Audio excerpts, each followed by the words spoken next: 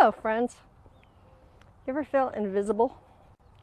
Like you do, and you do, and you do, and you do. And when you ask for something, it's crickets. Yeah. Today, on this walk and talk, we're going to talk about being taken for granted. What it is, why we feel that way, what to do about it. What to do to nip it in the bud before it even becomes a thing, and what to do when it's real, when you're just being taken for granted. Morning, I'm Ann Ferguson, and this is a walk and talk that I do every weekday morning.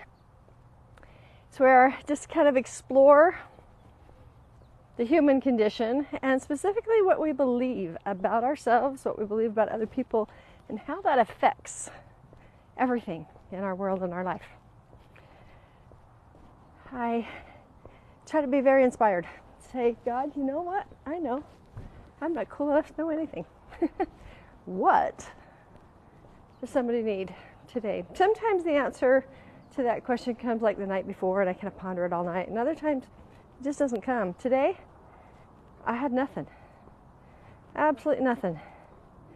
So I went down into my closet, because I have one of those closets where you can actually kneel down. It's not a wall closet. I've had those too. This is kind of a walk-in, and I went and I knelt down and I just connected and said, I don't know. I need you to lead me today to what I need to know. What do I need to say to people today? What is something that somebody needs? And I was led to a book. All of a sudden I saw the book flash in my head. So I got all dressed already, went down into my office and pulled out that book. I haven't read this book all the way through for years. So I started thumbing through it. There's a couple of sections that are my favorites that I go to all the time, but I decided to go deeper. And I came upon this thing about feelings. About if you feel this, what you need is that. If you feel this, what you need is that. And it was interesting because it led me to being taken for granted, unappreciated. What does that feel like? What does that mean? And why does it happen? It's such a great book. It's called One Day My Soul Just Opened Up. So good. In any case, I was thinking about what it says about taken for granted. I'll go into that in just a second. But I was realizing one of the things that this book doesn't address is the levels of spin, the levels of intensity in which we experience an emotion. So I want to go through that first. Let me explain blasting emotions. Somebody asked me once, how do you know if you're in an emotional spin? And I had heard this tool, blasting, before, and it's just BLAST is actually the acronym, and it helps you identify some emotions that cause spinning. So I'm going to run through the blasting emotions really quickly. There are a lot more emotions that can get you all hijacked, but we're going to talk about these ones. Ready? B is for bored. It is for blaming, betrayed, and bingy. Binging is different than relaxing. So if you are binging, you are definitely in a spin. Okay, L, lonely. I hate that one. Lazy, also different than relaxing. Longing, or lacking. It's when you don't have enough. I don't have enough time, I don't have enough support, I don't have enough energy, don't have enough love. Even not enough. That's lacking. A, angry, anxious, afraid, ashamed. Ooh. When you got shame going on, you are absolutely blasting, and you are spinning. Okay. BLAS, sad, stressed, the snacky. That is when, if I am not actually making food for myself that supports my body, and I'm just kind of snacky, and I'm blaming it on I'm too busy because I'm running around, but I'm spinning. There's a spinning going on. Okay, T, taken for granted. That's the one we're dealing with today. Tired. This tired is not the, like I stayed up all night with a baby tired. This is the one where you're doing fine and then all of a sudden somebody says something and you go, ooh. It's like somebody stepped on your air hose, right? That's the tired. I think that's it. Okay, now I'm going to go through some levels of spin and then we're going to talk about unappreciated, taken for granted, and why those things happen. What can we do about it? So the levels of spin are this. If you're at a 0, you feel awesome. You want to be awesome. There's nothing but awesomeness. You let everybody else be awesome because you're comfortable in your own skin. That's a level 0. Level 1, you're just kind of off today. You don't know why. So yesterday I woke up at a 0. Today I woke up at a 1. Just feeling off. Nobody said anything. Nobody did anything. No situations. Just don't feel awesome today. Don't know why. A level 2 is when the emotion surfaces just enough that you can get a glimpse of it, but you can still pop it down. So that's like, I'm annoyed, but I need to ask you something so I can pop down my annoyance long enough to be really nice. It is frustrated, and yet if you really express that frustration, it's not going to go so well because people are going to they're not going to cooperate. So you pop your frustration down so you can be nice. Okay, that's a level 2. Don't ever let them see a sweat. Level 2. A level 3 is when you know what? This is what I'm feeling right now. And it's in your face enough that you can actually speak it. You can say this right here. This is what I'm feeling. Yeah. I'm stressed. I'm so overwhelmed. I'm just anxious. But it's not consumed you yet. Level 4. Level 4 is when you're either out or you're in their face. That's when you're like, I can't do this. I shut down. It's like if I don't control this really quickly, it's going to go really bad. So I better shut it down. That is a level 4. Sometimes we do that by distraction, like phone games or food comas. We produce a food coma. Our brain goes, ooh, you need chocolate right now. Too much is going on. Then eat the whole bag of chocolate. That's a level 5. That's when you do stupid. But a level 4 is when you're blaming somebody, you're discharging the energy, or you're running from the energy and hiding. So this is where you get real quiet. This is where you shut down to the lecture or whatever else is going on. This is the run and hide moment. And then a level 5 is when you get into stupid. That's when you yell and scream. That's when you do things that you regret. Say things, eat things, partake of things. And all it is to just really, it's like the emotion is too much and you respond. It's a reactionary thing. All right. We got all that down? So the next thing is understanding about being unappreciated. So here we go. One of my biggest, I was thinking about this, when is one of the biggest times where I went, I think I was at a level 2 or 3 for days and days. And I finally just went snap.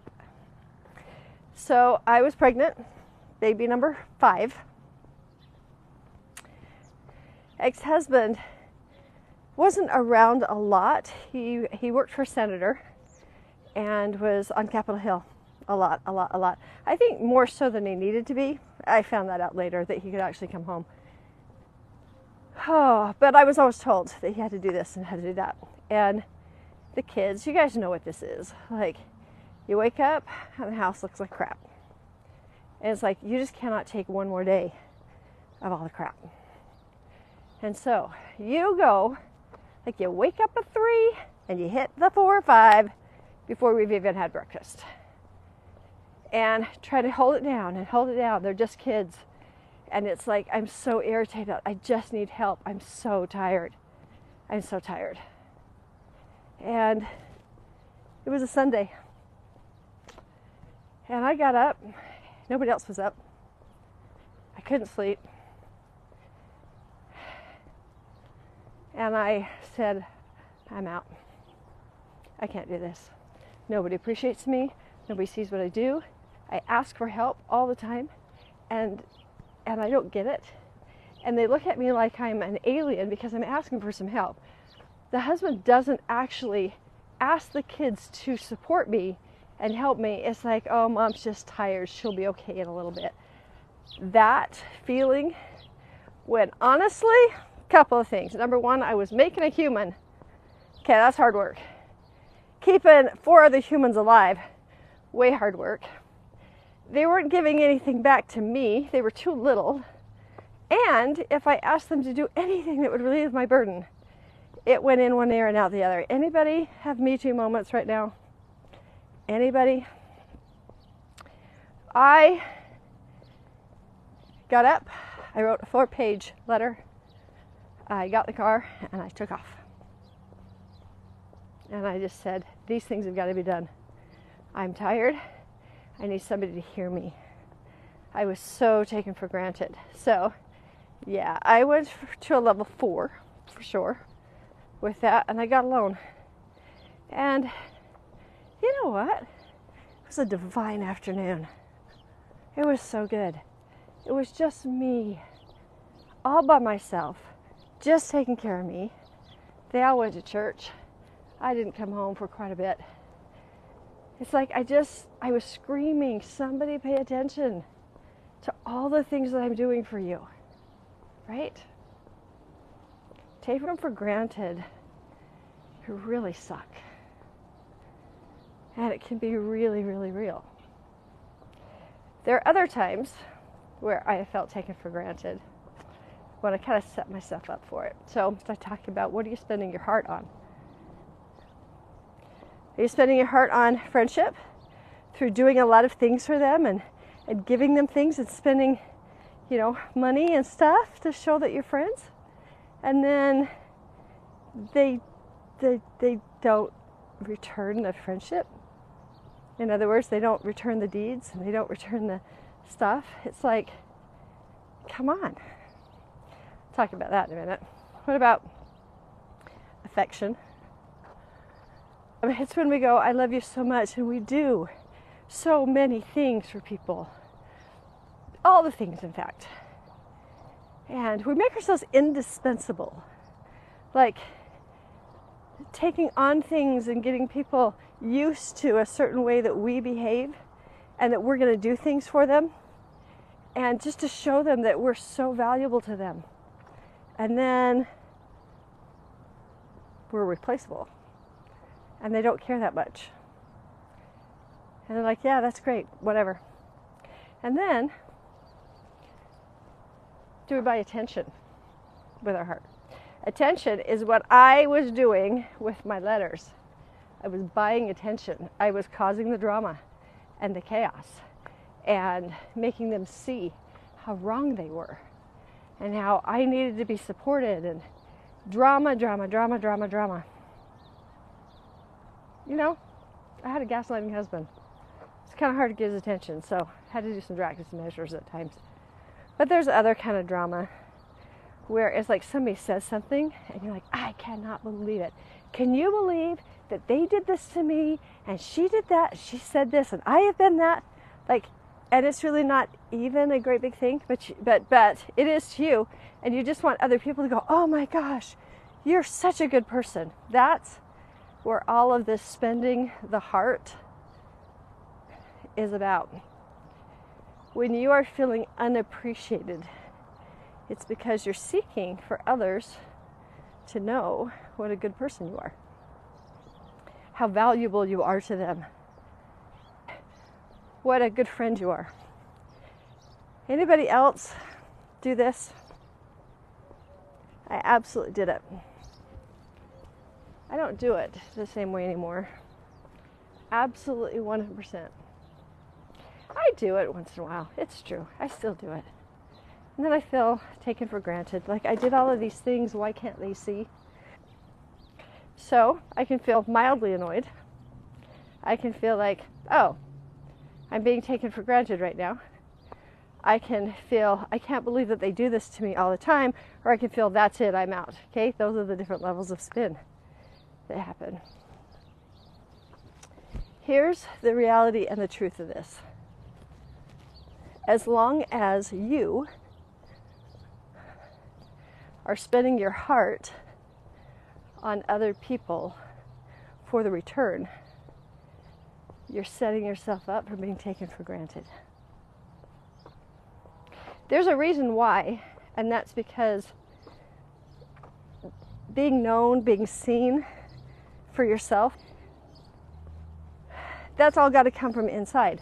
So, like, for instance, I've got to do something and know absolutely that the reward is me doing. Like, just loving the fact that I get to participate in something. And being that be the enough, and giving myself, ready? This is the big deal. Giving yourself the appreciation that you want other people to give you. And that's not like, I'm going to appreciate myself because nobody else will. No, you can just appreciate yourself. So I want to know, what is something that you appreciate that you do? And it's just like, people don't recognize it, people don't see it, and I do it. And I really appreciate that about me.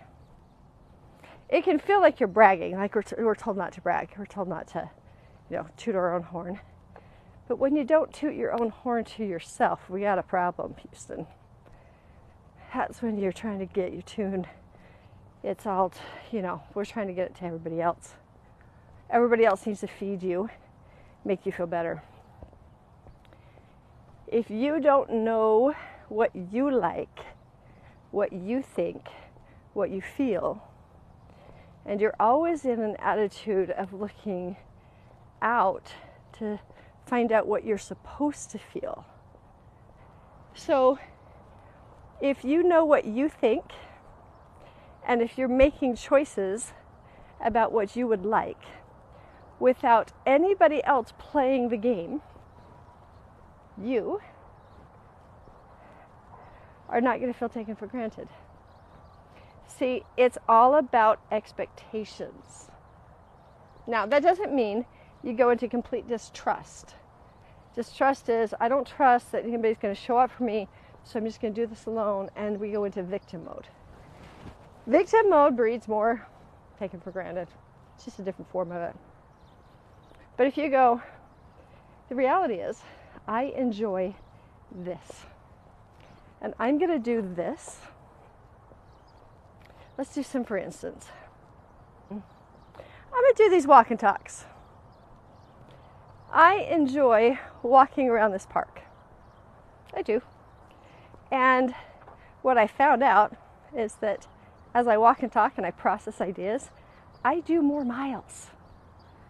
But even if nobody ever watches this, or if nobody is benefiting at all, if there were only 2 people that ever saw this, ever, I would still be doing it because it clears my head. It's almost like a video journal. That's what's called vlogs, right? Is that what they are? But I'm always hopeful that what I say is going to be beneficial to someone else. But I'm not expecting a ton of likes. I'm not expecting all of the big stuff. Am I anticipating that this will help? Yeah, especially when I feel the Spirit coming through me. I know that God's talking. He's doing a thing. And so I'm like, ooh, I wonder who this is going to help. That's because I have identified something that I love to do, which is walking and talking. And I've identified a way to do it. And once in a while, I get those messages back from you all that say, oh my gosh, that one was for me. You know what happens when I get the message that comes back? Oh my gosh, that was for me. Thank you. I've got a couple, don't ever stop doing this. I need these, that kind of thing. What happens is that I feel I'm already feeling happy about doing it. And then I just enjoy the knowledge that it's helping somebody. It's not, I'm checking in with you. Like if you guys don't comment, if you don't show up, if you don't say anything, oh, I'm failing. Like every single morning I'm giving up. I'm getting up and I'm tired and it's cold and I'm giving to these people and they don't even comment. See the difference? Truth be told, I'm not doing this for you all. I'm doing this for me. And I'm hoping, just like if you were in my neighborhood and we were just having a walk and talk and, you know, chilling out, that it would just be mutually beneficial if you were to come on a walk with me. By the way, I'm going to encourage you to do that. It's getting to be spring. Set aside this time to go for a walk. All right. Being unappreciated is because you're not giving to yourself what you're asking other people to give to you. And it's not asking, it's like doing things so that they will reflect back to you what you want. The problem is people do reflect back to you what's inside. So if you don't know who you are and you're doing things so that people can tell you how good you are, it's going to reflect back and you're not going to be able to accept it. So the question being, how do you become okay with who you are? Well, you know how when you got little kids and you ask them to do something and they don't do it, and you ask them to do something and they don't do it, what language do we use? We say, you are not listening to me. You are not a good listener. I'm going to challenge y'all. Are you a good listener to yourself? Do you listen? Do you say, what am I feeling right now?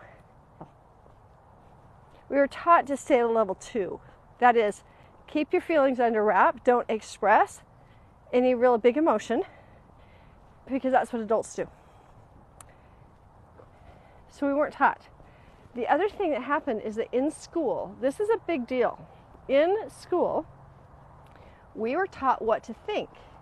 Let me explain. So Columbus sailed the ocean blue in 1492. Please tell me, what did Columbus do?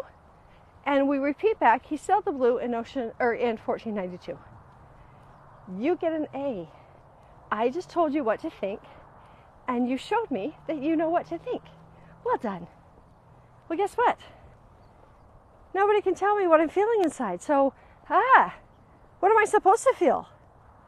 Like, I don't know if I'm getting this right. If the kids aren't listening to me, I feel something, but that's not what I'm supposed to feel. I'm supposed to be patient and kind because, you know, they're just little children. That's what I'm supposed to feel. So I'm going to pretend that that's what I'm feeling until the pot explodes. Or you start doing stuff to numb it. That's where addictions and abuse comes in. Binging, pills, chocolate, whatever your choice is. Right now mine is cookies. I have, just so that you guys know, true honesty, I have an addictive personality. My family has an addictive personality. I used to think it just was driven. I stayed away from those substances that would cause true addiction that was destructive. But the addiction to reading, you ever do that? Where you just cannot put this stupid book down? And you read and read and read. I find it even in TV shows. I'll be so tired and I'm addicted now to the thing and I can't just shut it down and walk away. I've got to know the ending. That is an addictive personality type thing. Did you know that? It's fascinating. And I didn't know this, that I knew that my family had addictive personalities, sort of, because they went to the alcohol and the drugs and the things, and I thought, oh, that's not me. So not true. Sugar. Absolutely. Right now, it is cookies. And they're gluten-free, and sometimes they're keto. And they still make my brain fuzz, but they're not as bad for my body. And sometimes I hide them so nobody knows I'm eating all the cookies. I buy them just for myself, and I eat them in the car before I get home. There's a fun fact about me.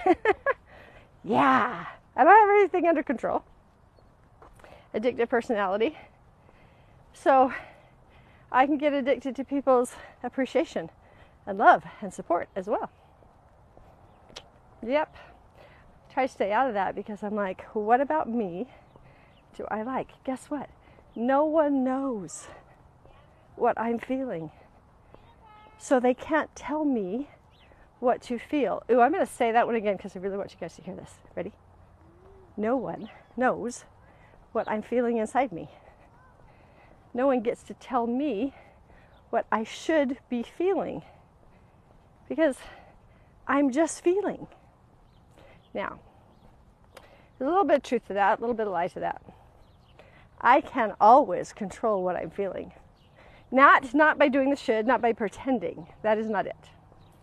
I can do it because anything that I would love to feel is one memory away. I'm going to say that again. This is a hard truth. Anything that you would love to feel is one memory away. So if you get into this situation where you're feeling very, very, very taken for granted, nobody sees you, nobody loves you, nobody appreciates you, the first thing is to go back into a belief. What am I believing about myself? What am I believing about other people? We'll go to that in a second, but instead say, okay, if I had known these tricks, then years ago, when I walked out of my house, by the way, the family straightened up for about 3 days and helped me, and then it was back to nothing. And that's because I was seeking the validation that I was a good mom from children and a husband. And their evidence that I was a good mom was that they heard me. Remember how I said, what's the language? Did you hear me? They heard me, and they would do what I wanted them to do because of the request. It'll always reflect back your belief. So if I had had a different awareness, what I would have done is gone, why am I so burned out right now? Like, what am I feeling? I would have identified I felt alone. I felt unsupported. I felt burdened.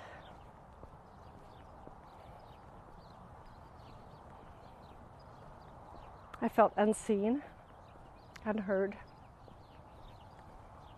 And once I would have identified that, I could have said, okay, I've got 2 more months of this pregnancy. I can go through the rest of this pregnancy feeling all of these things, or I could feel something else. Here's the power, the absolute power. What do I want to feel? I want to feel supported. So what do you want to feel? In this moment, this is me being pregnant with my 5th child, I wanted to feel supported. I wanted to feel my burden lifted. There were certain things about being pregnant that nobody could lift from me, but there were other things that people could, right? So that was the support. I wanted somebody to take the burden from me. So what you do then, what I could have done, is gone back and said, when is the last time that I felt this? It didn't have to come from my husband or kids. Is there any time in my life where I have felt seen, heard, and like my burden has been lifted? Where I just felt like supported and taken care of? Is there any time in my life when that has happened? And it could be even just a childhood thing in junior high school. Like, it doesn't matter where or when the memory is. Have you felt it? And then from that feeling, that memory, sitting in the memory and letting that memory come up in my body, and go, oh, This is what it feels to be supported. This is what it feels when my burden is being lifted and somebody sees me and sees what's going on. I'll tell you where that is. I had a teacher in 9th grade. I was actually dancing with Ballet West I was training at a professional school for Ballet West when I was 14 years old. And I would do junior high school. The school bus would drop me off at a city corner. I would run into McDonald's and throw my hair up, take a city bus, do a transfer, get all the way up to the University of Utah, run across campus and make it 5 minutes before class started. And I would do that 3 to 4 nights a week because I was training. It wasn't just a normal, hey, this girl takes dance. I was training to be a professional ballerina. And I had a teacher's aid period, my last class of the day, and that teacher knew what I was doing. So what she did was she let me do all of my homework from every other class while I was there instead of helping her. And she would let me out 5 minutes early so that I could go and change into my dance clothes at the bathroom before I went to the bus. I felt seen, I felt supported, I felt understood, right? So I could have used that memory of somebody seeing me in a way that nobody else saw me, supported, like my burden lifted, the things that only I could do. There was a little bit that somebody else could do, and she did it. If I had been in that state of remembrance and feeling that, then I still could have written a letter. And it still could have been, hey, sweetheart, I just need a day off. I don't have it in me to wrangle the kids today. I need to get some time for me. I would really appreciate some help today. Could you and the kids do this and this and this before I get home so that we can just have a really good family night? And I've just really just chilled out. And then I'd like to talk to you more about what we can do for these last 2 months so that I get the support that I need, because I'm getting really burned out. If I had come at that angle when I wrote the letter and I just took off because I was mad that nobody supported me, I think it would have gone differently. See, because I appreciated my efforts and I knew what I wanted. What do I want? What would I love? I'm not like, I've stopped now worrying. It's not just worrying about what people think of me. It's worrying about what I'm supposed to think according to people. What I'm supposed to feel according to what people say. In that particular case, well, you should feel blessed that you're pregnant again. You should feel the Savior's love for you. And I'm saying that sarcastically for a reason, because that is a catch-all to say it, I'm not going to show up because you got the Savior. Right? I should feel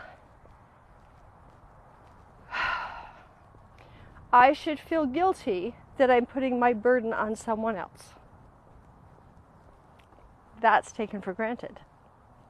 It's whatever people say you should you shouldn't feel anything about this. I had a friend who had a whole bunch of recycling, and this recycling had gotten so big that she had to step over it just to get into the fridge in the basement to get food. And she has teenagers, and she'd asked them to take care of the recycling, and they didn't, and they didn't, and they didn't. The result was she got so fed up with not being listened to, supported, or heard that she got in the car. I think she might have broken down the box, and then she couldn't cook dinner because she was busy breaking down boxes and doing what she told somebody else to do for her. And she ended up at the store buying herself some food because she's like, I'm not going to even feed them. They didn't do for me, I'm not doing for them.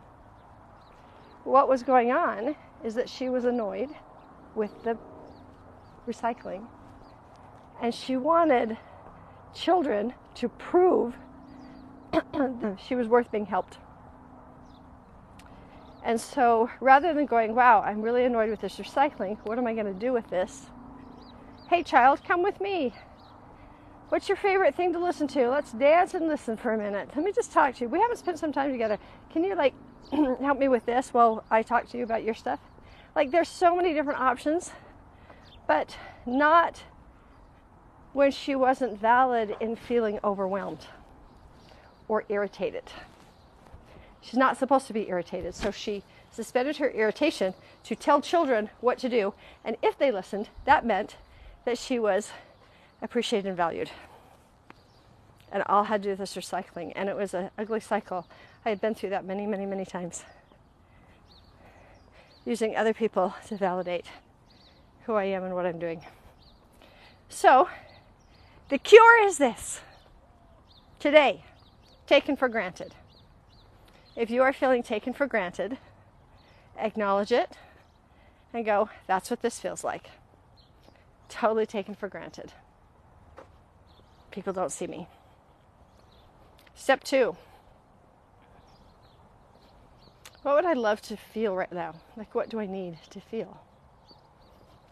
Generate the emotion by grabbing a memory and letting it be in you. And you make requests and decisions from that place. Now, there may be people who are actually legitimately, narcissistically taking advantage of you. And you'll know that. Because you deserve to be appreciated. And you'll know they don't have the capacity. What do I want to do about the fact that I'm in relationship with someone who has no capacity to return things? See, you can prove over and over and over that they don't have capacity and never hear the fact for yourself that they don't have capacity. You can just say, you didn't do this, to prove to them that they didn't do it. Instead of just honoring and accepting, The reality is they're so involved in themselves that even when I'm in a place of receiving what I need, they absolutely cannot respond to it. So I am going to be ready. We're going to end this self-reliant, relying on yourself to get what you need, even when it's asking other people to support you. If I need something to be done and it's going to help me and I love the feeling of it and I've asked kindly and with anticipation, and somebody else says no, I'm reliant on myself to find another solution. For instance, something heavy. We had a piano that my husband's like, I don't want to bring it into the house. It's too heavy. I don't want to even try. And so I just got some young men that were around, big, strong, strapping boys that like to prove that they were strong. And the next thing you might know, I've got my piano in my house. My husband's like, what are you doing? I go, oh, I should get the piano in the house. Was I mad at him that he didn't support me? Nope. I just took care of it. I just got what I wanted. Because his taking care of the piano could have been evidence that he cares about what I care about. Truth was, he didn't care about that piano. He didn't. And he didn't have to for me to care about the piano. So I took care of business. Got it in. Give yourself appreciation first. Appreciate who you are. Appreciate what you do for people. Appreciate the effort that is spent. And then say, is that really good for me to spend that level of effort? Is there something I need? And then find what you need in a memory. I want to feel supported. Find your memory of where you have been supported. Let that come all the way up in your body. Experience the whole of it. And then say, and how is that support going to come? Now the answers are going to come because you're up on a higher level of thinking than the pissosity or the needing of validation. So, for unappreciated, Appreciate yourself first. And then go from there. God's going to lead you. Belief matters.